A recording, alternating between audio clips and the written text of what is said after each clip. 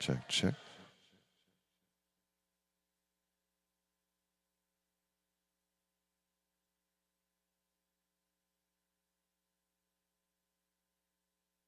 Start immediately.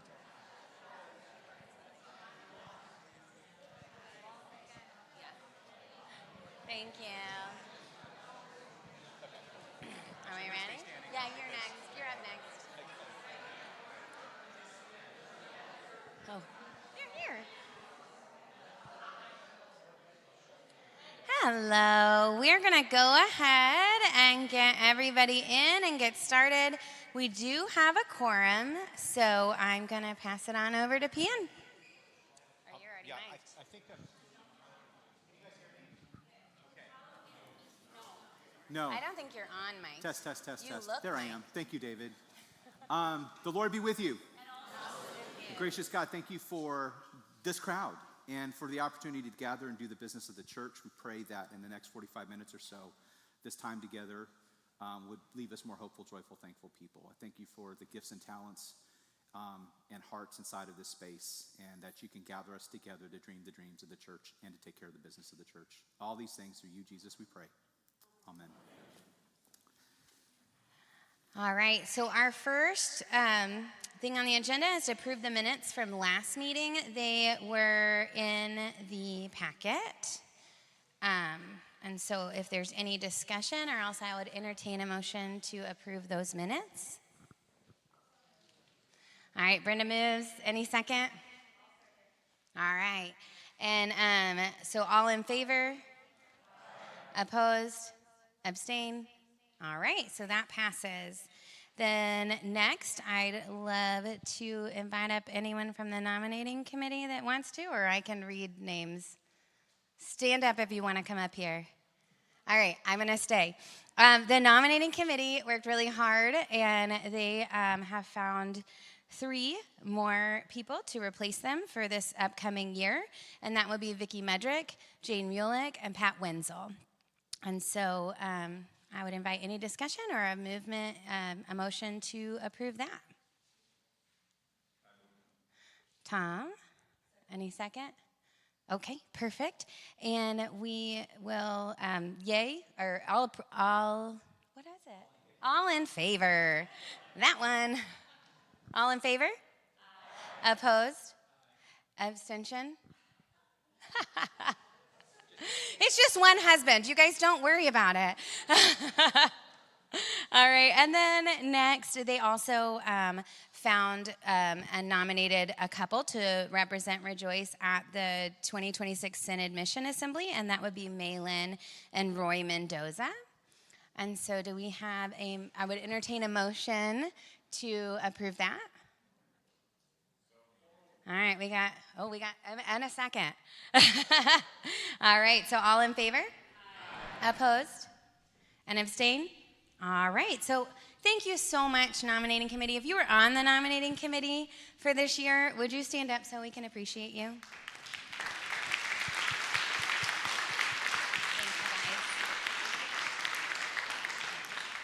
It is a tricky committee because you don't have regular meetings, and then you're calling and you hear a lot of no's.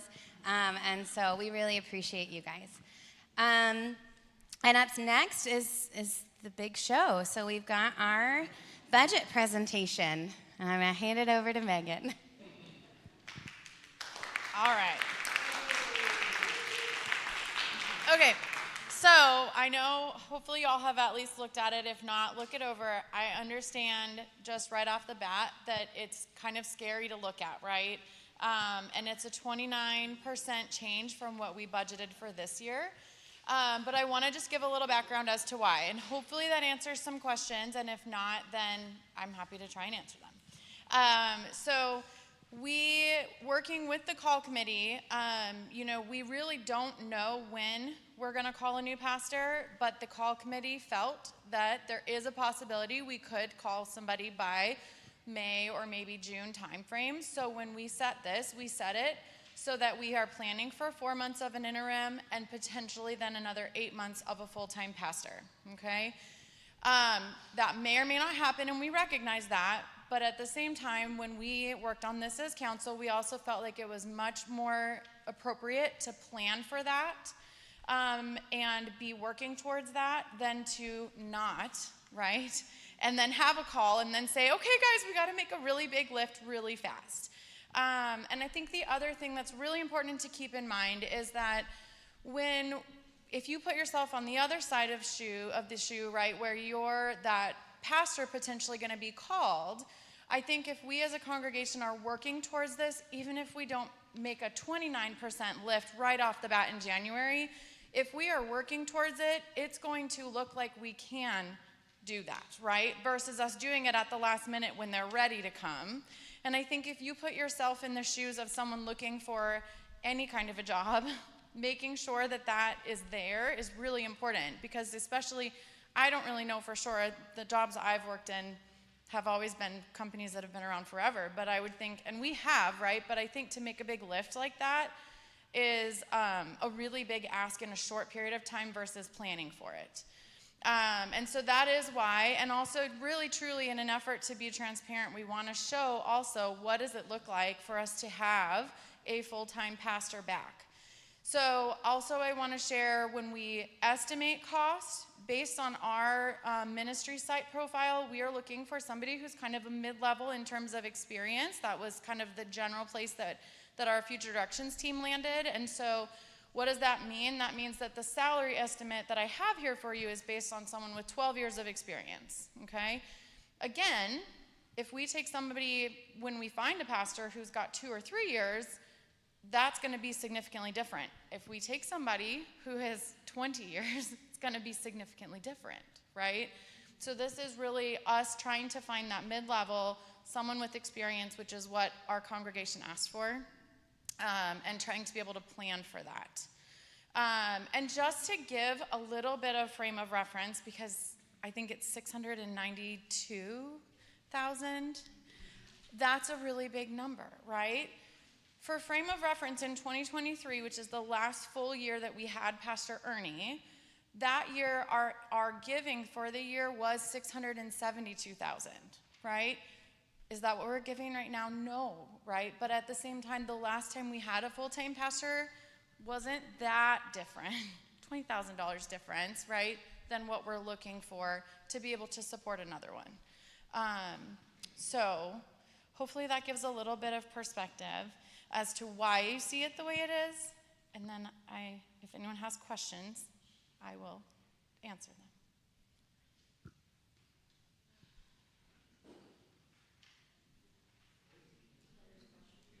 Go ahead. So, Pastor Nathan, you're committed to a certain date next year, is that right? Now,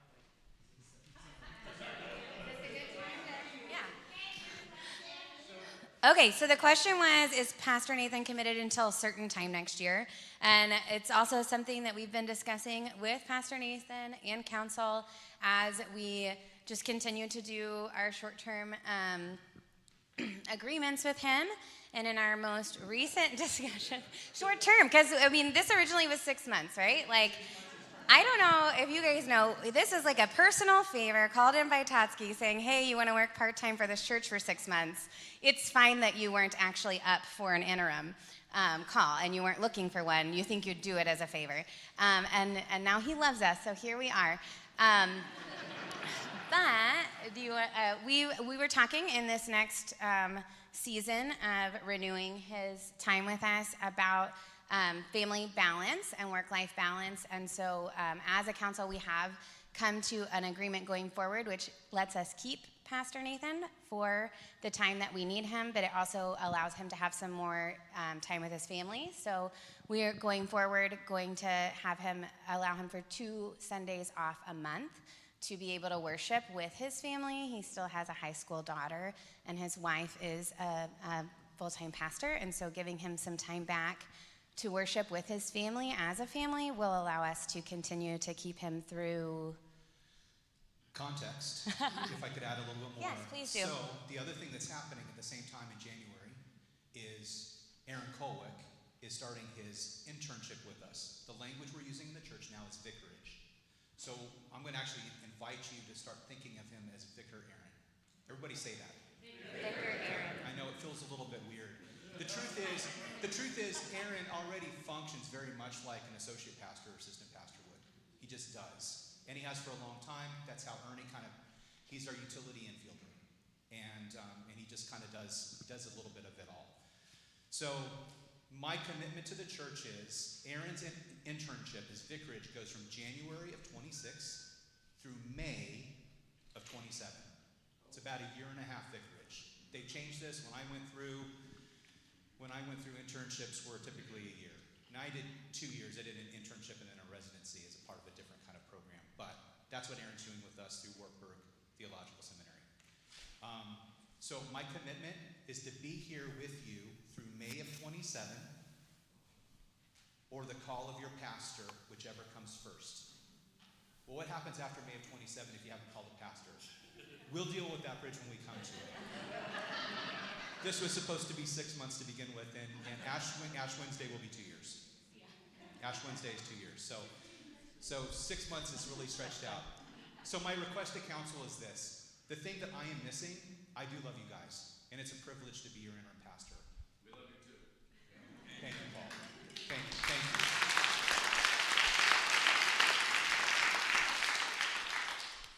But the one thing that this season in life was supposed to afford me was the opportunity to do something that my ministry has not allowed me to do historically, and that is worship with my family. Specifically, the only kid I have left at home, my daughter Emma, who's a junior in high school.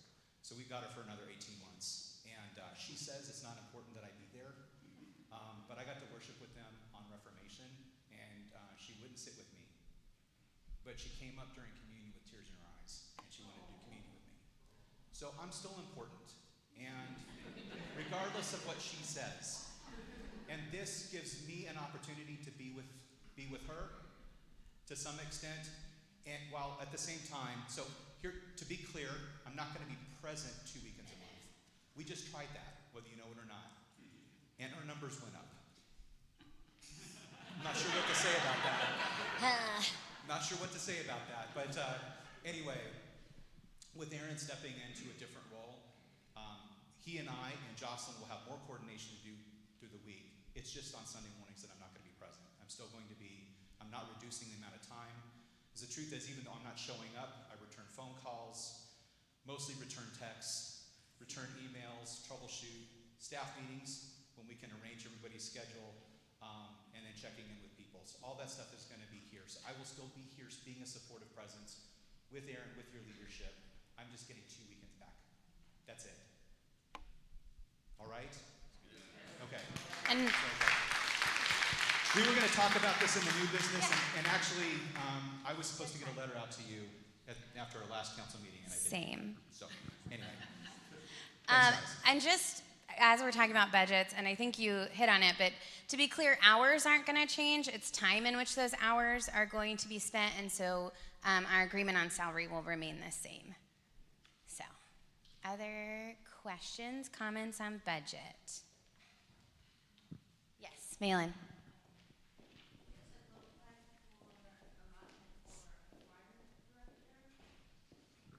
So the question was about what does it look like for a choir director, and we have budgeted for a choir director salary, like fully through the year. So, because we do have an interim who will be getting paid for her time, and then also that is our intention to hire, and so that is budgeted for completely. Well, and hot off the presses, we've had 2 interviews, and I think we've got another one tomorrow, and so the choir will be very soon, I think, meeting with some people to kick some tires.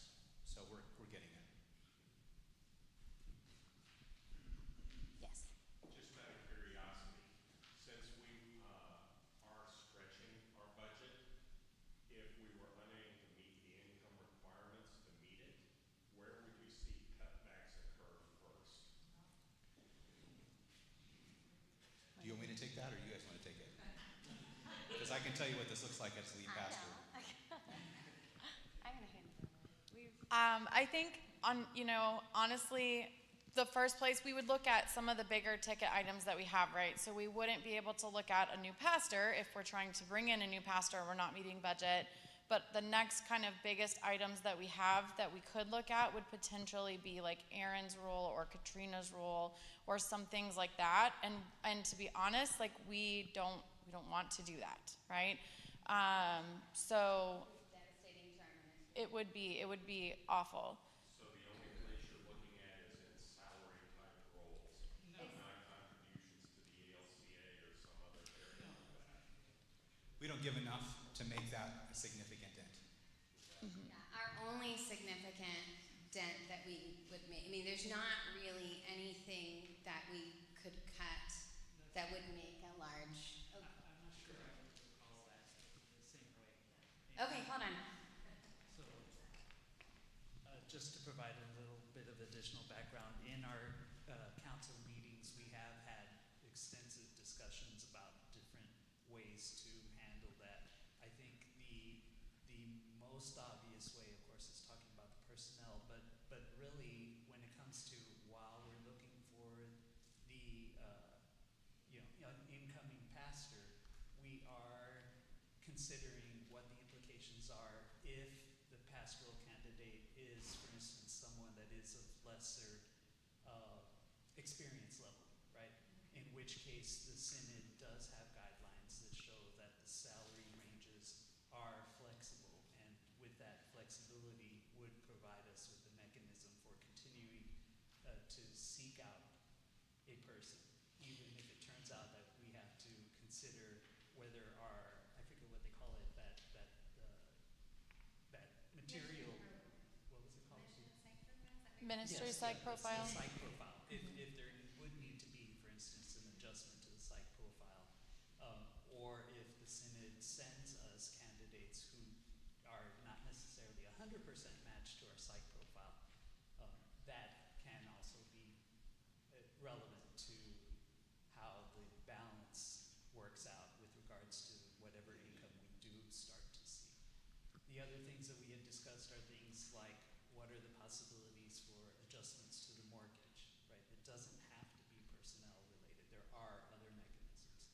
There's also mechanisms for considering what happens to monies that have stalled out in some dedicated funds. If perhaps with the congregation's approval, if we need to make some adjustments there to free up some cash funds to be able to continue meeting the needs of looking for a suitable pastor, right? Those are the kinds of discussions we have had about flexibility and will continue to have if it comes to pass that we need to have these discussions. So it is active. It's not just about cutting personnel or changing personnel. Definitely not, yeah. And as you can see, like it's really so multifactorial that it's hard to really predict. And at the end of the day, it would depend on if we got to that point, like how big of a deficit would it be, right? Because if it's really small, there are small things we could do. But if it's really big, we would have to look at bigger things. But it's not predictable until we have that person, right? Because we don't know what they're going to bring and what we're going to need for them. And so it's very gray. Also going to be, hold on, it'll be evolving as well, and so like this is a good time to remind you that anyone can come to a council meeting. The council members vote, but if you want to come to a meeting, they are on the third Sundays. Like these are good things. We also post our minutes. Jocelyn links them in the Joyful Noise. We put them on The board. that thing. I have no words, you guys. The bulletin board. This is just a group project. And so, like, these are things that we are absolutely going to be open about these discussions. These are discussions that'll have to just keep happening. And so plug in. And we don't want to do this in a silo or just in a vacuum. Like, we want feedback. And we want to make sure that we are representing the whole congregation. So. Just wanted to flip the coin to the other side. Let's say we start getting the revenue we're asking for. Is the council prepared or making plans if we do start meeting those expectations and we have not called someone? What do you plan to do with the funds that exceed the budget? That's a great question. And I think, yeah. Not talked about that, honestly. But Well, man, we I hope we have to. Yeah, I think that's a great question. And one thing I can promise you is that we're not going to spend any more than we need to, right? So that if we do start to have that, essentially what that's going to look like, I would think is a surplus in our account, right? Which is going to do nothing more than present us as more stable to somebody when the time comes, right? But we're not going to spend more than we need to. Nothing along those lines. We're still going to operate nice and lean because that's what we need to be doing. That's the right thing to do. So I think that money will sit there so that when the time comes, we have, if they need moving expenses, that money is readily available right there. We're not having to put out a call to be able to raise extra, right? That money is sitting there so that when we do see a significant jump in salaries from a month-to-month basis, we already have it. Does that answer your question?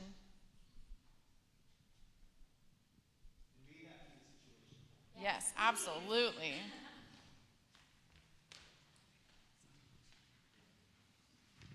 I move that we accept the budget as printed. Do we have a second? Oh, so many seconds.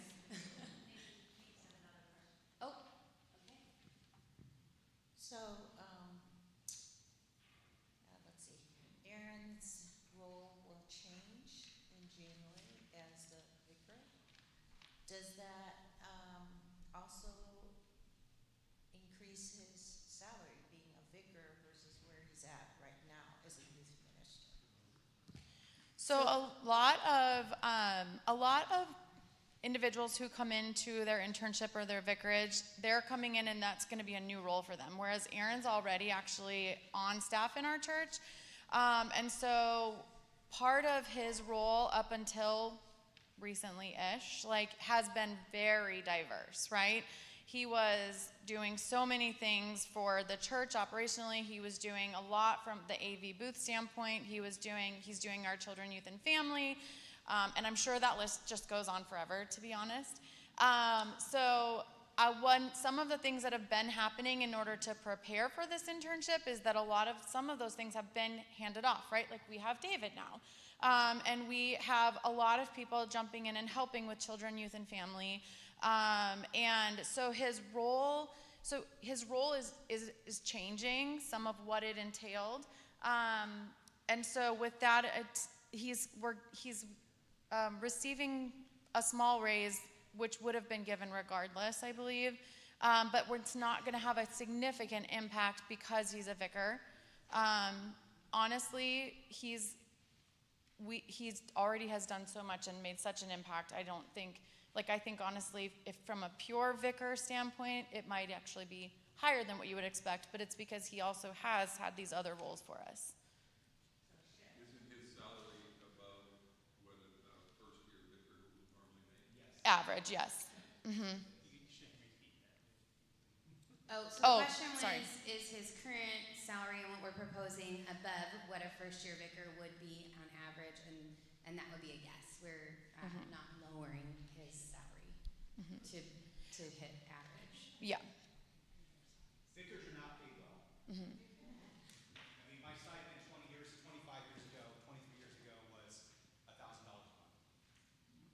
And they paid my housing. They did not pay for my medical insurance for either myself or my family.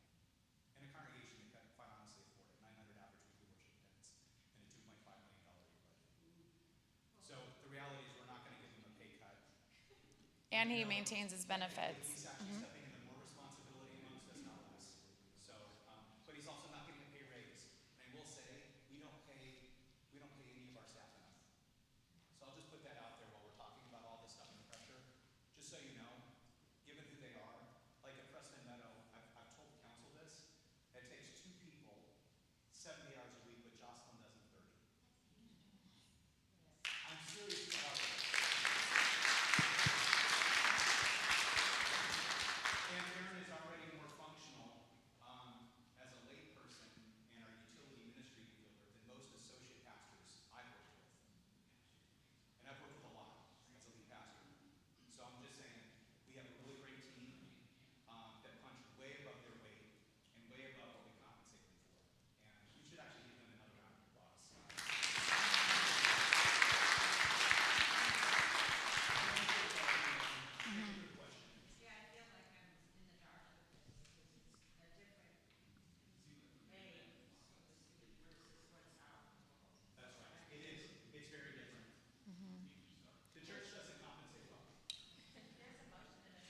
just going to say, am I allowed to use that same motion?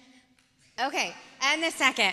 Okay, and so all in favor of the budget passing as written? Opposed? And abstain? All right. And so we're going to move on to our updates. Call committee, do you want to give an update for us? And then on deck is going to be, let's do, you and then pumpkin patch. All right. All right, good morning. Again, I'm Kyle DeBleek. I'm part of the call committee. Just to update, this year, we have had 4 profiles that the Synod has given us. We have interviewed 3 of those. The first 2 we had one interview with, discussion with, I guess to say. It's really, I don't know, interview is hard to say in the church, I guess. Discussion. We released them back to the Synod. We had our 3rd candidate that we were discussing with. We had 3 discussions with them. We decided to release them back to the Synod. So we're back in the pool of what's next, right? The best is yet to come. So we're just kind of waiting for the Synod to review profiles and send them over to us as needed. But the good thing is we do have Aaron as our vicar, right? So that's a great thing. We will continue our process as the Synod sends us profiles for pastors to review them as needed. And then next year, if we get into a space, we'll start looking at other opportunities, right? Hopefully it doesn't go that long, but on one hand, hopefully it does, right? We'll see what happens. So that's where we're at. We're kind of in a holding space right now until we start getting more profiles from the Synod. The pool for pastors out there is very low right now. So we'll just kind of see what happens. Continue praying for us, continue praying for the church, continue praying for our next pastor, continue praying for Aaron and Pastor Nathan. We just need everybody's prayers everywhere, right? So any questions on the call committee?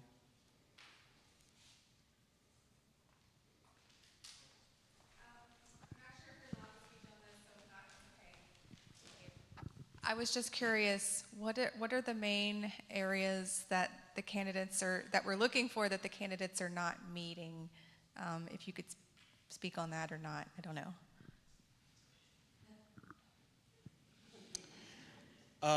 The biggest thing is alignment to our MSP. Mark talked about our 5 bullet points, or 5 main areas that we're looking for. The other piece is a good fit with the church, right? Just overall as if they're welcoming, open, right, all those kind of things. The other piece, there's not as much factor to it, but the other piece is cost, right? Because we have interviewed one pastor that had 20 plus years experience, right? We're like, well, can we really afford that, right? So that's kind of a piece that we do. The other couple pastors, they only had 2 to 3 years experience. So that kind of adds to it. But the really big thing is how we feel as a call team with that candidate, and if they are the right fit that we see to keep moving forward with them in the process. It's kind of, I don't know, Mark, do you have any, or Tom, or Elisa? I would say it's not zeroing in on a single attribute of it's this checkbox. I think it's the composite of the candidate and the composite of what the congregation has said that it wants to see. Yeah, it's a good question. It's a hard question to answer, but it's a really good question. Yeah. Malin? I'm coming. I didn't wear my running shoes. So I want to say that as part of the call committee, we really do deliberate prayerfully, and when we move beyond like the 3rd interview, we have to be unanimous. So 6 out of 6 we're going to present. So I just want to add that piece. And I'll just add, it's not an easy committee to be on, and it's a lot of commitment, and we worked very hard to make sure that they are a representation of us as a congregation, and I think just a little extra appreciation, a round of applause for them, because it really is, this has been It's been probably a longer commitment than any of them realized when we told them to do it for us. Much longer, So- yes, absolutely, much longer than what we expected. But I think it's a good thing. It's the process of discernment, right? Pastor Nathan advised that it can be a long process, right? And that's the reason for it. We're discerning as a congregation, we're discerning as a call committee, but that pastor's also interviewing us, right? And they're looking at our financials, they're looking at everything that we're doing, right? They want to make sure that they're a right fit, but we want to make sure they are making sure we are a right fit. We are in turn making sure they are a right fit, right? Yeah. Thank you. Was it the call committee saying no, or did the candidates say no? And if any of them said, no, we're not interested, what were the reasons? Well, for all the candidates that we have discussed with, it has been the call committee that has come back and said, we don't want to move forward. None of the candidates that we've had discussions with has said they don't want to, that hasn't been part of that discussion yet, so. We're not the problem. Well, you're right, yeah. It's not us, from their perspective, it's not us, but it's from our looking out to them, yeah. Great questions.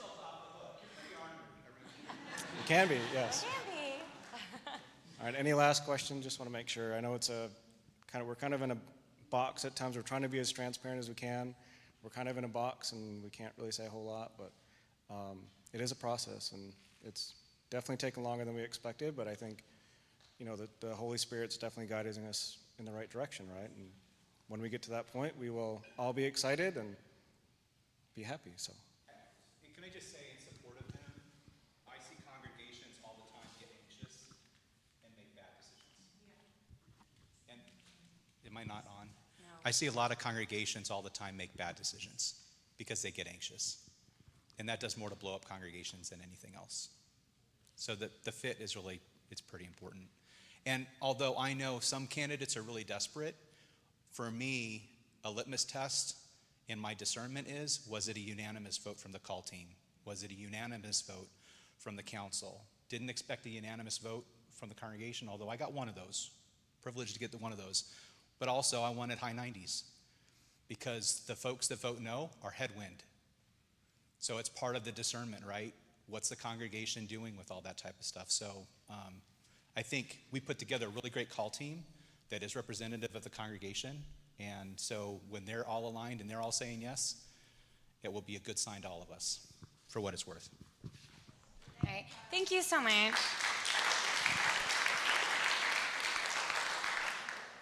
So as a council and a church, we're just doing all the hard things and all the big changes. And so one of the things that has come up, if you've been reading the minutes or checking in with that, is our governing documents are way out of date. And so the council has been working on getting those updated, and Nyla's been heading that charge, so she's just going to share some information with you. So, good morning. As she said, our documents haven't been updated for 15 years. So, one of the blessings that I've received is being able to work with Bishop Gromberg.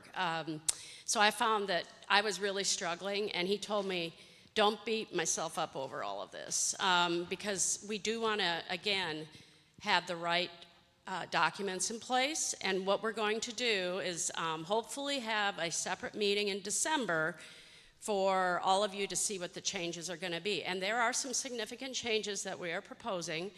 And so we do want to make sure everyone knows what those documents are. And if you approve them, the goal is to get them to the synod for their January council meeting.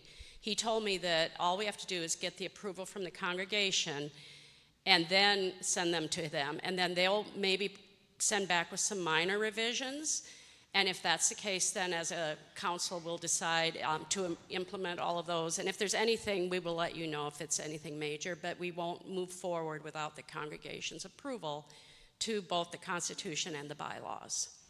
And one of the things I think just to be transparent, we are in heavy discussion about the funds that potentially, like Roy The said. designated funds, Yes. so things that have been donated that Yeah. are locked in, designated. And we will make sure that that, again, is an approval by the congregation. We will not do that without approval, but once you see what's going to be proposed, then, we'll have discussion on that. Hopefully a separate meeting in December. I know it's a really busy time, but we feel very strongly we need to have a separate meeting because there will be some significant changes, and I'll put together probably a PowerPoint presentation so that that will show everyone what the changes are. And our hope is to have this together for, I think it's the 14th is the Yeah. Christmas pageant. So here's your deal. You come watch the cute little children do what they do up here. And then right after that, we have one service already. Right after that, we'll stay. And then we'll talk about these and hopefully vote on them. Our intention is to, just like for the budget, have an additional meeting on this Saturday before for people who really want to get down in the weeds or have questions. It also helps us make sure that we're presenting in the right way to answer questions that people have. So, Kyle. Getting your workout today. I'm sorry if I missed it, but will those be released prior to that meeting so we can review? Yeah, I'm going to try to, I'm not real great at this, but I have savvy council members that'll probably help me with getting that PowerPoint together to be sure. I've kind of lost touch on doing all those presentations. But we will try to get all that out to you because there are some changes that we are proposing that will make some big, decisions need for you to approve. All right, thank you so much. And y'all, this has been also a huge task, and Nyla's been working on it for longer than she wants to. And so if you guys can give her a round of applause. The whole message here, you guys, is everyone is working so hard for our church, and we are thriving, right? And so our favorite part of this meeting is the Pumpkin Patch Report.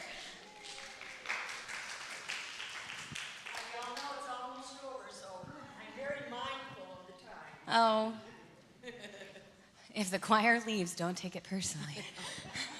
Don't worry, I won't. First of all, I hope you've been able to go through the packet. I don't know if you've all seen the packet that's out there. This is a culmination of a lot of years. And in 1994, in 1994, this was probably just going to be a one-time church fundraiser. Nobody knew we were going to be sitting here 30-some years later with the same fundraiser. But it only happened because of this support and the community and the fact that you keep saying just simply yes. So without further ado, we'll get started with our presentation. The Pumpkin Patch started in 1994. And since then, we have come a long way. From unloading 1,500 pumpkins back then to unloading 5,000 today. Sitting under blue tarps, we braved the elements. And then when it became night, there appeared a generator and lanterns. It's as if God said, "Let there be light." We now get to sit under a pavilion. We have a storage shed and LED lights. And when it gets dark, with the invention of a timer, the lights turn on automatically at night. Although it may seem that a lot has changed, the blueprint is still the same design of hay bales and scarecrows, pumpkins and gourds, Kodak moments and story time. No one knew back then that this church fundraiser would become a permanent fall vision. No one knew back then that it would become the foundation for an ongoing fellowship mission. No one knew back then that it would bond the congregation and serve the community of Coppell. No one knew back then how quickly it would become such a much anticipated tradition as well. The support and commitment comes from the congregation, including the Coppell community. As the congregation continues the tradition, it will also continue the ministry. That major fundraiser that started over 30 years ago has become so much more than dollars and cents. It has become looking forward to the month of October and graciously giving of our time and talents. Of course, all this is only made possible because God is at our side. He sustains us with his grace and guidance. It is by his rules that we abide. From the very beginning, first fruits have been given back to those who are in need. The tradition and spirit of the pumpkin patch is so much more than the bottom line indeed. So having said what needs to be said, there is not much more to say, except to ask for a motion and second to approve our report that we give today. There's a commemorative stone on the pumpkin patch path as a reminder to us each fall. It simply reads, "To the glory of God," and that, my friends, says it all. So this year, we had total sales of over $26,000, which was awesome. We gave 65% of the pumpkin and gourd sales back to the pumpkin patch, of which we have to do. But now, our community designations, we will give Coppell Community Garden, who has been a blessing all month long. There are no more pumpkins left, and they came every week and took the rotten, smelly pumpkins and went and put them in the compost pile, and they were just amazing. So we're giving them $1,600. The Zach Thompson Foundation, $600. Patriot Paws Organization, which is, it's dear to my heart because I'm a veteran. So we're gonna give them $600. Whew. The MandyStrong.com is for ladies that have cancer, and it helps them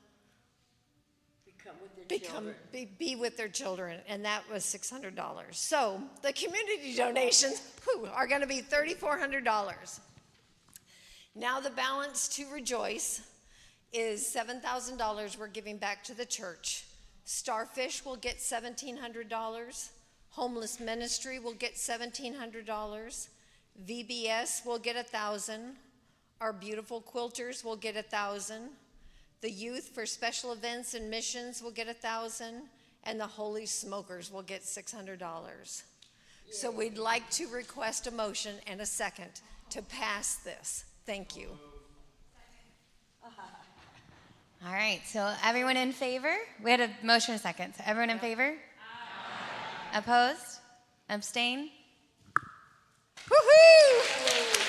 Thank you.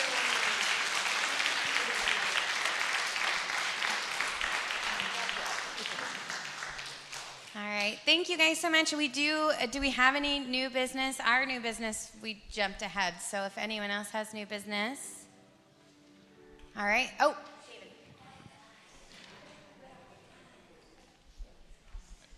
Yes, I wondered, the military told me never to volunteer for anything, but I am anyway.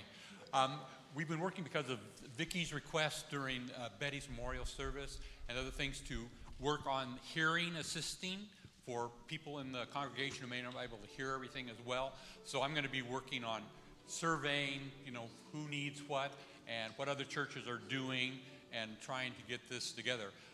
When I was researching it, I just found out that in 2012, the state of Texas made it mandatory to have hearing access as well as wheelchair access to churches, which the federal thing stays away from churches. But we're grandfathered from that because we started our church. This is if you start a church after 2012, or if you remodel your church or do a bunch of other things. But we're going to try and find what would be the best way to do this so that Dawn and me, who I wear hearing aids and I can't hear as well. So anybody who has some input for that, please contact me because I'm volunteering to help put that together.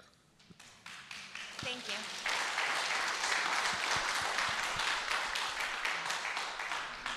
All right, anyone else have new business?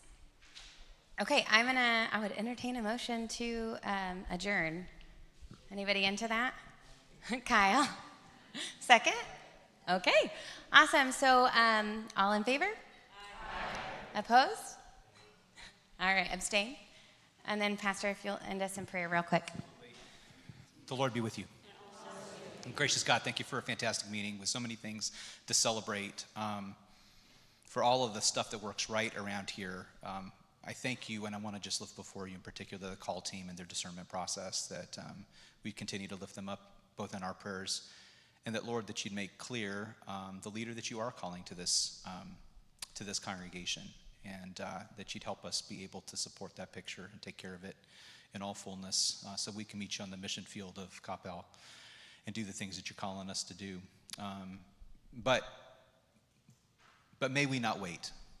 May we not wait to do your mission for a new pastor, a new leader. May we look around and see all the things that are happening right, and see that the church is already powerfully still your hands and your feet, and we've not stopped. And may we lean into that and lean into each other in these relationships while the larger picture gets situated in the halls of heaven.